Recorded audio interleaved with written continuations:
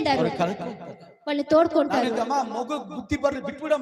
బిడ్డకి పిల్లలకి బుద్ధి రాని విడిచిపెట్టాడు. ಅವನಿಗೆ ಬುದ್ಧಿ ಬರ್ಲಿ ಬಿಡ್ಲಿ, మన బుద్ధి రాని విడండి, ಹಂಗೆ ಇರ್ಲಿ. మన అలాగే ಅದು ఉంది. ಎತ್ತಿದ ಕರ್ಲು అయితే ಆ ತಾಯಿಯ ತಂದೆ ಹೇಳ್ತಾ, ಅಯ್ಯೋ ನನ್ ಮಗನಪ್ಪ, అయితే తల్లి తండ్రి అయ్యో నా కొడుకప్ప అంటారు. ಎಷ್ಟು ಮುದ್ದಾಗಿ ಸಾಕದೆ, ఎంత ముద్దగా సాకిండాను. ಹಲ್ಲೆಲೂಯಾ, హల్లెలూయా, ಆಮೆನ್. ఆమేన్. ಕೆಲವು ಸಮಯ ಮಕ್ಕಳು ಹೇಳ್ತಾರೆ, ಏನ್ ಮಾಡ್ಬಿಟ್ಟೆ ನೀನು, కొన్ని సమయంలో చెప్తారు పిల్లలు, ఏం చేస్తారు, ಏನ್ ಮಾಡ್ಬಿಟ್ಟೆ ನೀನು, ఏం చేయిస్తారు, ಬೇರೆ ಏನಾದ್ರು ಮಾಡಿದ್ದೆ ನನಗೆ, ఏమైనా చేసిండారా, ಎಲ್ಲಾರು ಮಾಡಿದ್ದೆ ನೀ ಮಾಡಿರೋದು. అందరూ చేసినదే చేసిండారు.